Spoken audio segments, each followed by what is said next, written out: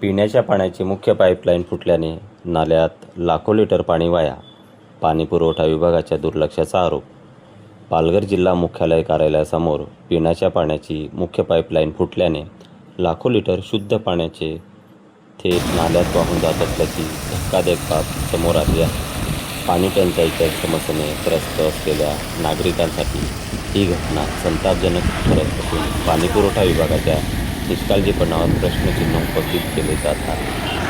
स्थानिक नागरिकांच्या म्हणण्यानुसार जलवाहिनी फुटल्यानंतर मोठ्या प्रमाणात पाणी रस्त्यावरून वाहत नाल्यात जात होता. याबाबत संबंधित विभागाला माहिती देण्यात आली असतानाही तातडीने दुरुस्त करण्यात आलेली नसल्याचा आरोप नागरिकांनी केला आहे. परिणामी अमूल्य पिण्याच्या पाण्याचा मोठ्या प्रमाणात अपव्यय होत आहे. एकीकडे प्रशासन पाणी बचतीचे आवाहन करत असताना दुसरीकडे शासकीय कार्यालयासमोरच पिण्याचे पाणी नाल्यात वाहून जात असल्याने प्रशासनाच्या दाव्यांवर प्रश्नचिन्ह निर्माण झाले आहे. अनेक ग्रामीण भागांमध्ये नागरिकांना पाण्यासाठी टँकरवर अवलंबून राहावे लागत असताना अशा प्रकारे होणारा अपव्यय गंभीर मानला जात आहे. संबंधित पाणीपुरवठा विभागाने तातडीने दखल घेऊन फुटलेली पाईपलाईन दुरुस्त करावी, तसेच या घटनेस जबाबदार असलेल्या अधिकाऱ्यांची चौकशी करून भविष्यात अशा घटना टाळण्यासाठी प्रभावी उपाययोजना कराव्यात, अशी मागणी नागरिकांकडून होत आहे.